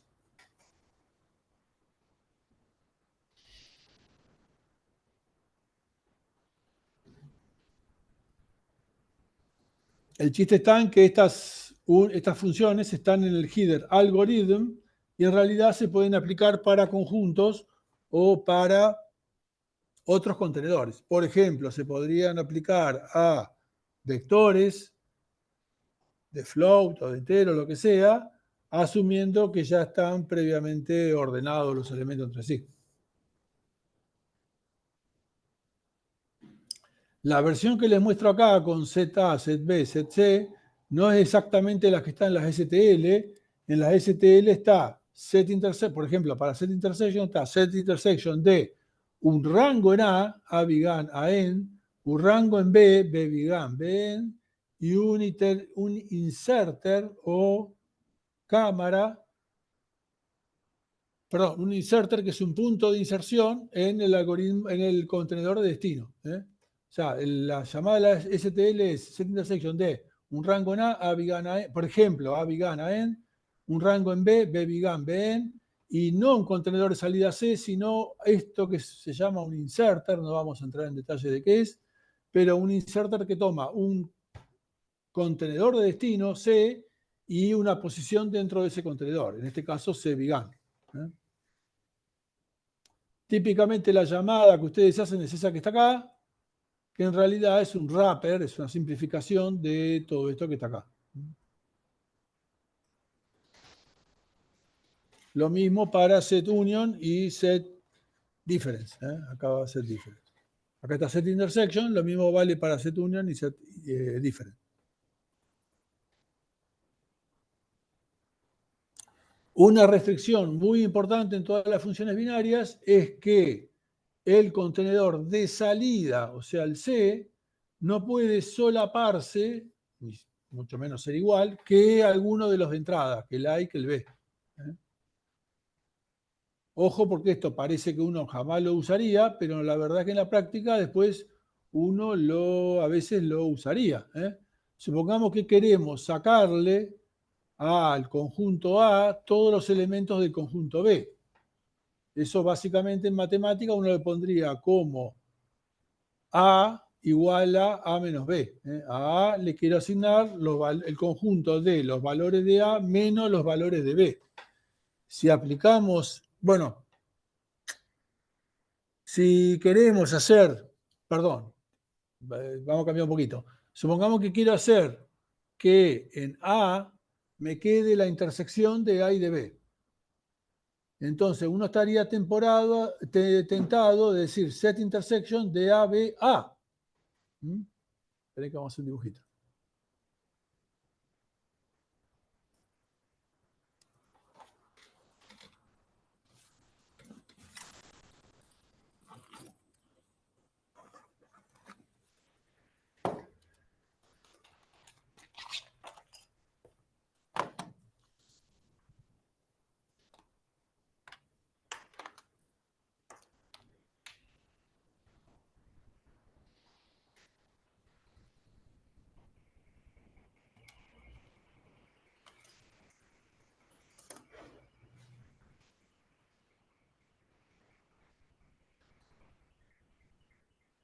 Bueno.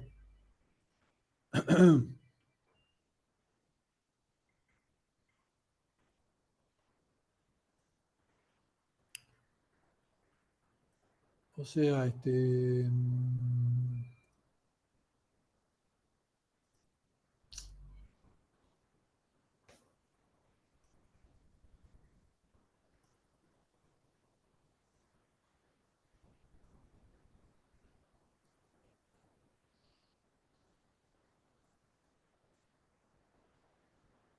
entonces yo quiero, supongamos que yo quiero decir, tengo A y B,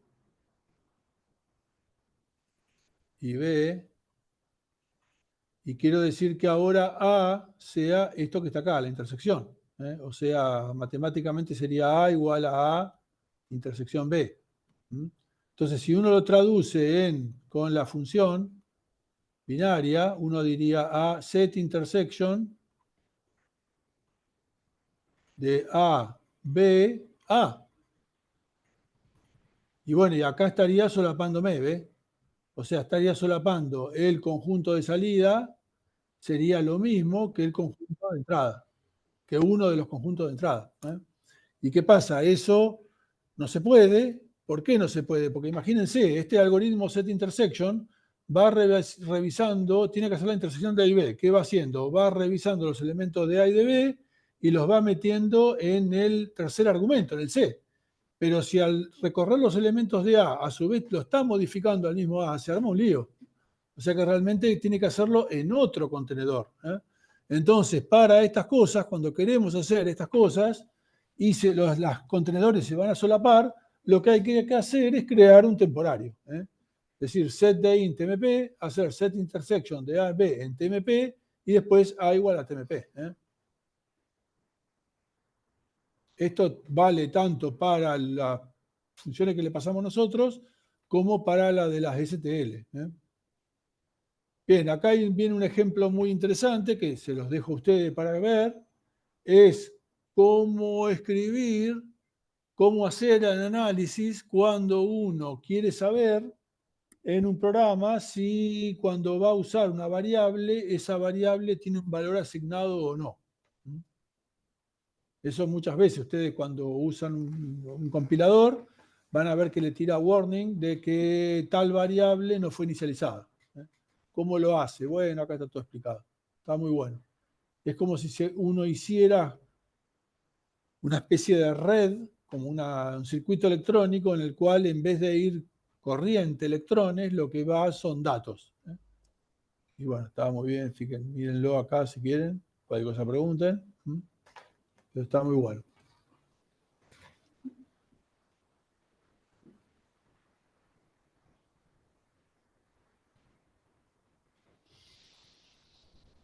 Bien, entonces ya vimos conjuntos, motivación de conjuntos, interfaz, y ahora vamos a empezar a ver las posibles implementaciones. La primera que vamos a ver, que la más simple, es implementación por vectores de bits. Bueno, básicamente, ¿cómo es la historia? Acuérdense que básicamente, ¿qué es un conjunto? Es decir, del conjunto universal me tiene que decir, tengo que poder saber si un dado elemento del conjunto universal está o no en el conjunto. Entonces, la idea cuál es tener un bit que el conjunto en sí, el contenedor conjunto, sea una serie de bits, típicamente un vector de bits, donde para cada elemento del conjunto universal, ese bit, si está apagado, quiere decir que el elemento no está, si está prendido, el elemento está en el conjunto universal. Pensemos, por ejemplo, inicialmente en que el conjunto universal es un cierto rango 0n, cerrado abierto, de los enteros. O sea, si n es 100, el conjunto universal son los enteros de 0 hasta 99 incluidos. Por ejemplo, un contenedor de esos, un conjunto de esos podría ser el 3720. Bien, acá estamos, acá tenemos un ejemplo, por ejemplo. Un ejemplo podría ser, si n es 10, el conjunto universal son los enteros de 0 hasta 9, inclusive, y, por ejemplo, un conjunto podría ser este que está acá, el 469.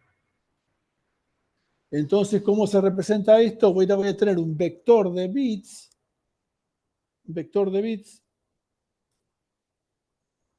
de 10 bits, donde el bit J corresponde a verdadero, falso, verdadero, dependiendo si el elemento no está o está en el conjunto. Por ejemplo, acá el conjunto 469 sería este vector de bits que está escrito acá. O sea, tiene todos ceros menos unos en las posiciones 4, 6 y 9.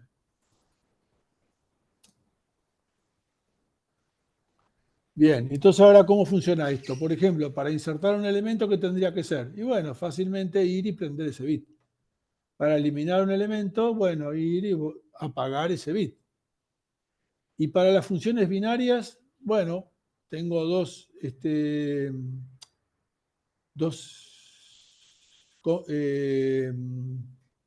conjuntos A y B. Cada uno tiene su vector v de bool. Entonces A.B de J es un bool que me dice si el elemento J está en el conjunto A o no. Y entonces, fíjense en el caso de A unión B, bueno, tengo que recorrer todos los J y decir C.B de J igual a A.B de J o B.B de J. Con que el elemento J esté en A o esté en B, ya Los meto en C.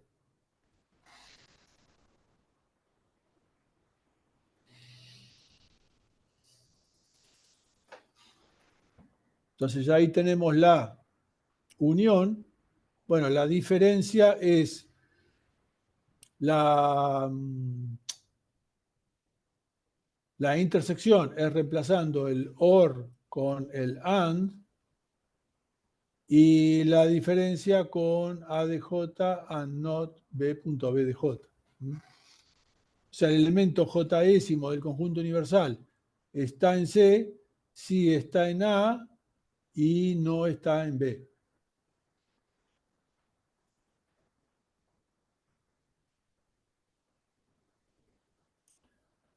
Hay que notar cuál es el tiempo de ejecución de estas implementaciones binarias. Y bueno, ojo, acá puede haber confusión, es orden de n mayúscula, donde n mayúscula es el número de elementos en el conjunto universal. Fíjense que, por ejemplo, tengo un conjunto universal de 1.000.000 de elementos. Bueno, los tengo que recorrer al 1.000.000 de elementos, aunque capaz que en ese vector de 1.000.000 de bool que tengo, en realidad solo estoy ocupando 20.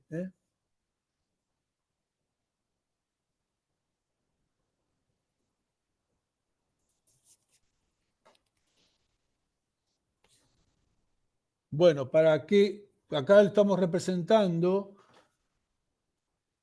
el conjunto con un vector podría decir, de cualquier tipo numérico.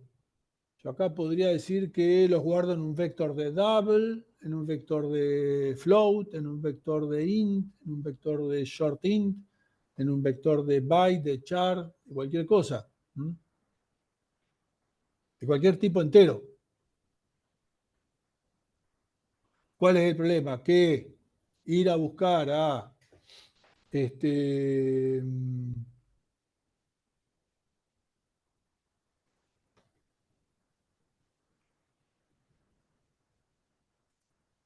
perdón, ¿qué estaba diciendo?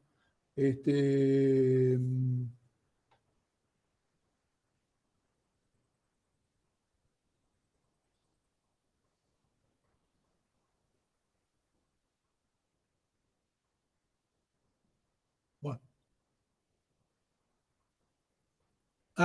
Que puede usar cualquier tipo entero.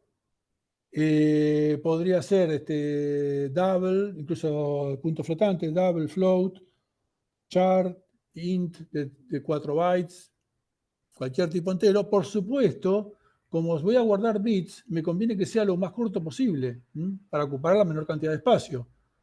¿Cuáles son los que tienen menor cantidad de espacio? Bueno, está el tipo byte y el tipo char. Tienen una pequeña diferencia entre ambos. Ambos son tipos numéricos. Acuérdense que el char en C++ es un tipo numérico. Yo puedo hacer cuentas con un char. Y ambos, tanto el byte como el char, ocupan un byte. También el bool. El bool también ocupa un byte. Si yo le hago, está en C, está el operador sizeof, que sizeof de un tipo me devuelve en un entero con la cantidad de bytes necesario para representar ese tipo. Si yo le aplico sizeof a byte, char y bool, a los tres me va a dar 1.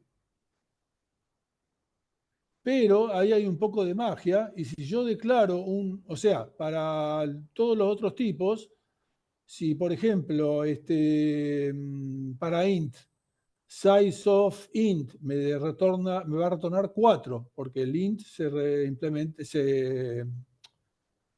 representa con 4 bytes. Quiere decir que entonces si hago un vector de int, y el conjunto universal tiene 1.000.000 de elementos, eso va a ocupar, cada conjunto va a ocupar 4 millones de bytes, porque necesita 4 bytes por cada uno. Por lo tanto, me conviene los más pequeños, como les dije, el byte, el char o el bool, que si yo le hago el size of me da 1, o sea que me va a ocupar un byte por cada uno. Ahora, incluso así, fíjense que estoy desperdiciando, ¿no? Porque estoy usando un byte, en realidad son 8 bits. De ese byte, yo necesito un solo bit. Uno estaría tentado a decir un vector de bit, una cosa así, pero no existe. En C++, los tipos, lo mínimo que pueden ocupar es un byte. No pueden ocupar menos de un byte. Yo no puedo traer un bit de la memoria de la máquina. Siempre se trae de por lo menos un byte. Bueno, pero ahí hay un poco de magia y está el vector de bool, que cuando yo a C++ le digo vector de bool, la implementación es diferente a la de los otros. Cuando le digo vector de bool, en realidad el tipo almacena un byte por cada 8 de los elementos que tiene que guardar. Supongamos que yo le digo vector de bool. Vamos a hacer acá, supongamos que yo le digo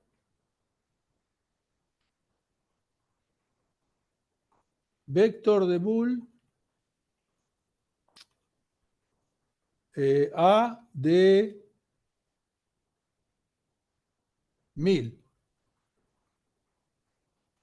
Bueno, como size of bool me retorna 1, uno pensaría que esto me va a ocupar un byte por cada elemento de A. Por lo tanto, esto ocuparía 1000 bytes.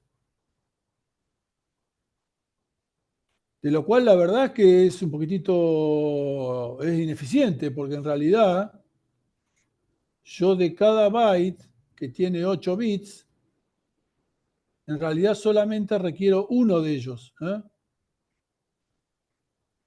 Cada byte, el A de cualquiera de ellos, el A de 0, el primer elemento de ese A de 0, si uno pensaría que va a tener 8 bits, bueno, no sé si me pasé, 8 bits, en realidad con uno solo me basta.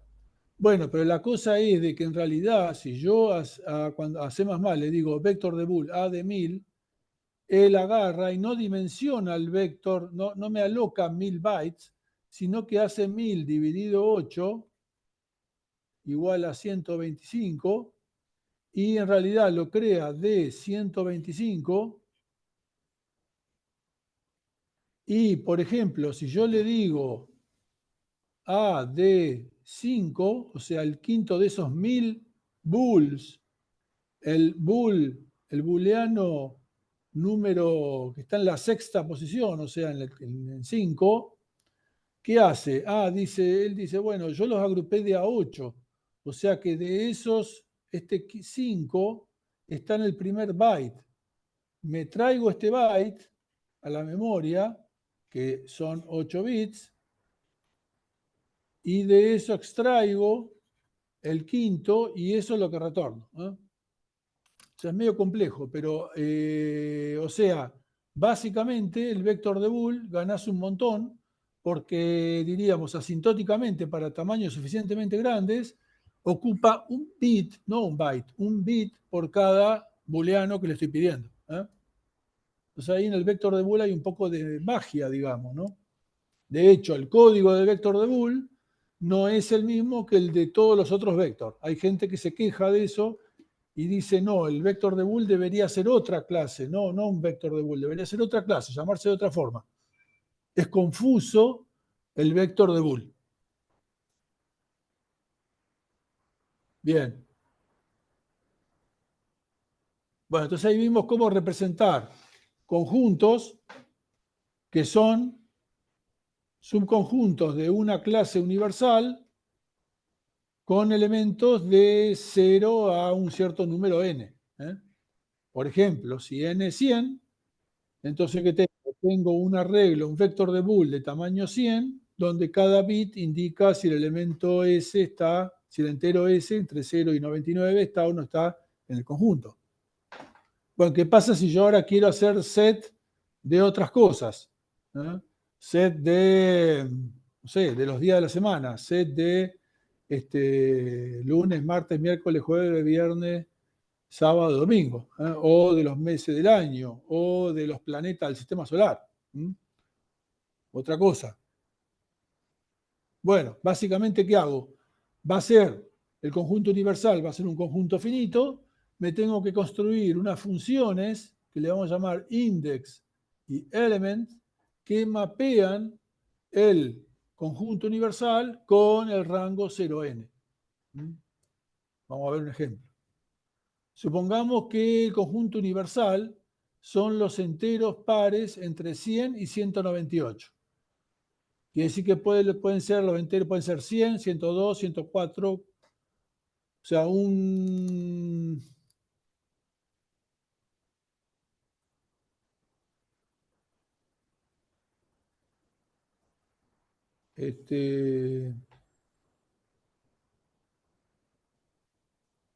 conjunto típico podría ser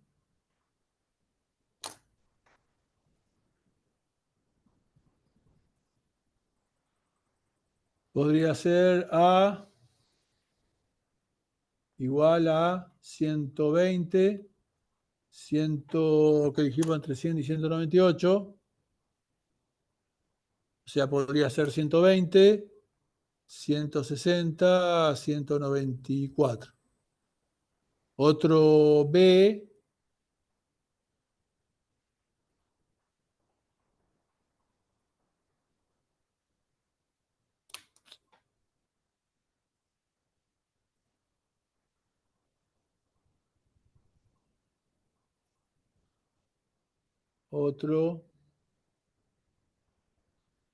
podría ser 104, 106, 150.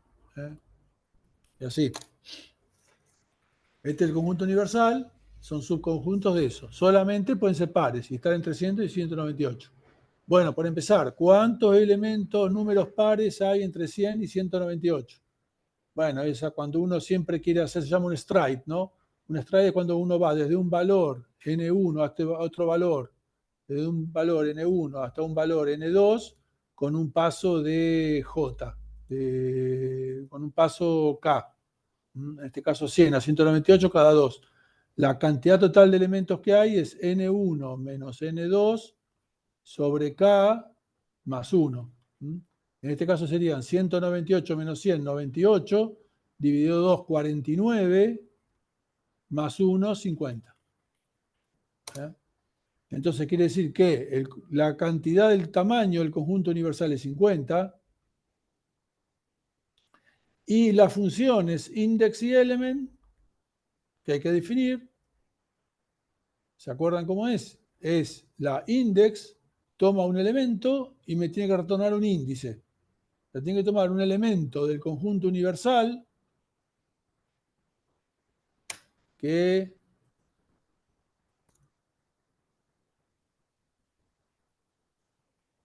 habíamos dicho que es 100, 102, 104, 106, hasta 198. Esperá, vamos a copiarlo acá.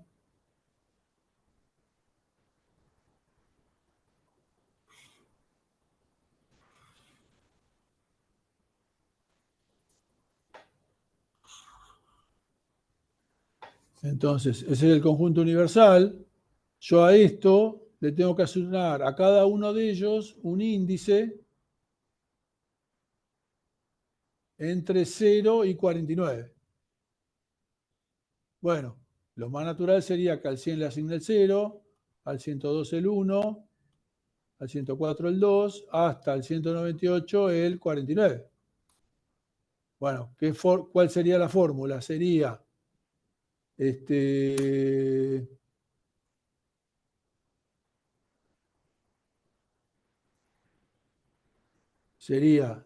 dado el elemento t, que es el de acá del conjunto universal, t menos 100 dividido 2. Fíjense, para 100 me da 100 menos 100, 0, dividido 2, 0. Para 102 me da 102 menos 100, 2, dividido 2, 1. Y así siguiendo. Verifiquemos el último, me da 198 menos 100, 98, dividido 2, 49. ¿Está? Bien, y ahora viceversa, volviendo para atrás. Si me dan un índice, ¿cómo recuperar el elemento? Bueno, sería 100 más 2 por J, ¿no? Fíjense, para J0 me da 100 más 2 por 0, 0, 100. Para J1 me da 100 más 2 por 1, 102. Y así siguiendo. Verifiquemos el último. Para J igual a 49, me da 100 más 2 por 49, 98, 198. ¿Está? Bien, otro ejemplo. Las queremos usar como conjunto universal las letras minúsculas y mayúsculas. Bien. O sea que me tengo que me tengo que construir una función index que toma un elemento, un element que es un char, tiene que ser un char, typedef char element, ya element ahora es un char, toma un char, que ese char se supone que el usuario lo está usando bien, tiene que ser un carácter en este rango, una Z minúscula o a Z mayúscula. Y me tiene que retornar un entero. ¿Un entero en qué rango? Bueno, en la cantidad de caracteres que haya en este conjunto universal. Bueno, en cada uno de ellos hay 26. De A a Z, si ustedes los cuentan, son 26 caracteres. Como hay 26 minúsculas y 26 mayúsculas, serían 52 en total. Entonces, el conjunto universal nuestro ahora es... El conjunto universal ahora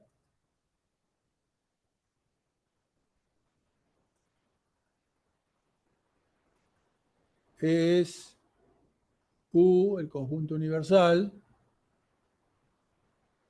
es A, B hasta Z, A, B hasta Z. Bueno, ¿y qué le podemos asignar? Le podemos asignar, ¿qué índice le podemos asignar? Bueno, al 0, al B el 1, hasta el Z 25, a la mayúscula 26, y así siguiendo hasta el Z mayúscula, que sería 51, ¿no? Bien, ¿y cómo podemos hacer eso en C? Bueno, fíjense. O sea, yo tengo un carácter C que tiene que estar en alguno de estos dos rangos y tengo que retornar el entero este correspondiente. Bueno, fíjense, me fijo. Si el C está entre A y Z, fíjense acá, esto es tricky, ¿no? Porque es trucoso, es tricky, porque fíjense, acá estoy usando que C es un char es un tipo numérico. Entonces me estoy fijando si ese C está entre el valor correspondiente a A y el valor correspondiente a Z. En C, en C++, si yo pongo el carácter A entre corchetes, entre apóstrofes, eso me retorna el carácter ASCII correspondiente a ese carácter. Entonces ahí ya estoy, o sea, acá en realidad estoy diciendo, si C es mayor o igual que el código ASCII correspondiente a A y C está entre el código ASCII correspondiente a Z, entonces ¿qué hago? Retorno C menos el código ASCII de A. Entonces fíjense, por ejemplo, para A, si yo acá el C entra siendo A, vengo acá y A efectivamente está entre A y Z, viene por acá y hace C menos A. Eso me va a dar C, el código ASCII correspondiente a C, menos el código, que va a ser A, menos el código ASCII correspondiente a A, me da 0. O sea que está bien. Entonces, si C está entre A y Z, retorno C menos A. Si está entre A y Z mayúscula, retorno 26 más C menos A. Entonces, fíjense, por ejemplo, acá, si viene la A mayúscula, si C es la A mayúscula, va a entrar por acá y va a ser 26 más A mayúscula menos A mayúscula, A mayúscula menos A mayúscula me da 0, me da 26. Lo cual está bien.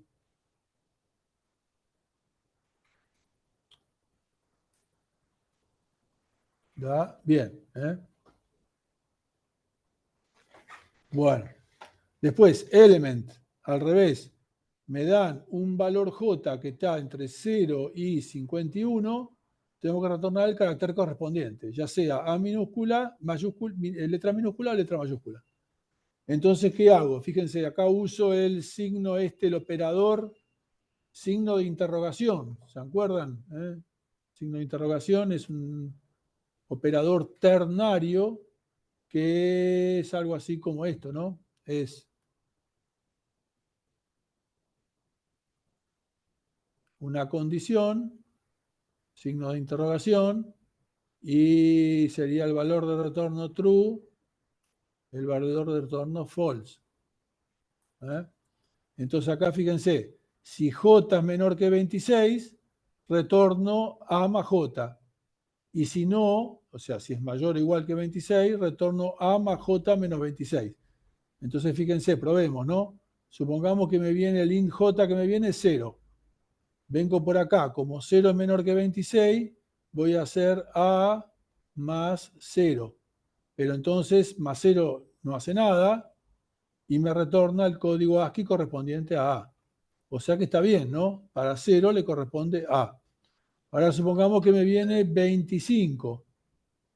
25 es menor que 26, entonces me va a retornar A más 25. Bueno, eso es el código ASCII correspondiente a Z minúscula. Entonces va a retornar Z minúscula. Ahora probemos con 26, con J igual a 26. Si vengo por acá, J igual a 26, ¿es J menor que 26? No. Entonces viene por acá. Como viene por acá, va a ser A mayúscula más 26 menos 26. Se cancelan todos 26 y me queda A mayúscula. O sea que para 26 efectivamente me retorna esto que está acá. Para 26 retorna A mayúscula. Bien. Bueno, entonces acá tenemos la descripción de la implementación, ¿no? Tenemos la clase set, que internamente, ¿dónde están las cosas? ¿Cuáles son los datos? Bueno, el vector de bool v, tiene internamente un vector de bool v, que es donde está un booleano por cada elemento del conjunto universal. Bueno, este nextout lo vamos a explicar después. Y vamos a usar adentro de la clase un pair de iterator bool pairt. Bien. No importa. Conjunto, el constructor por defecto, que tiene que retornar un conjunto vacío. Pero en esta implementación, ¿qué es un conjunto vacío? Es un vector de bool de tamaño n, el tamaño universal, con todos los bits apagados, con todos los bits en false.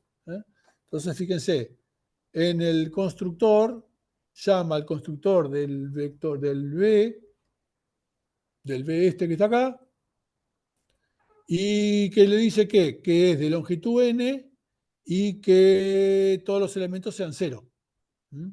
Esto que está acá es la llamada al constructor de vector. Constructor de vector que típicamente toma como argumento un entero que es la longitud.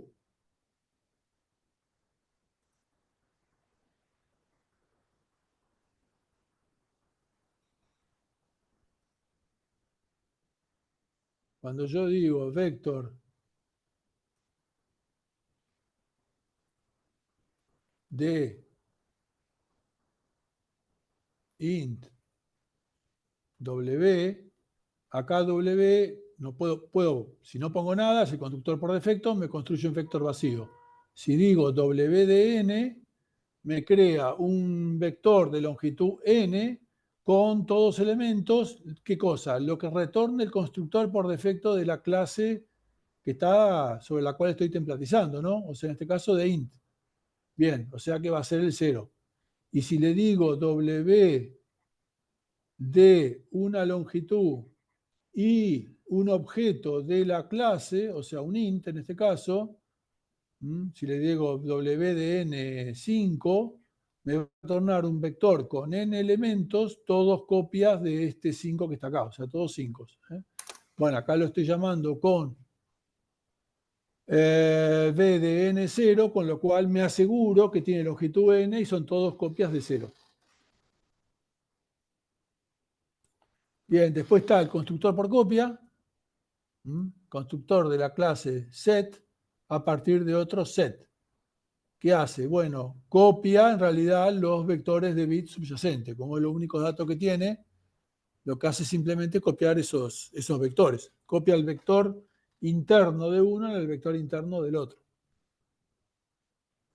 Bueno, el destructor no hace nada.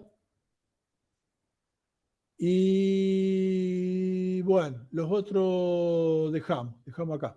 No vamos a llegar a todo. Bueno.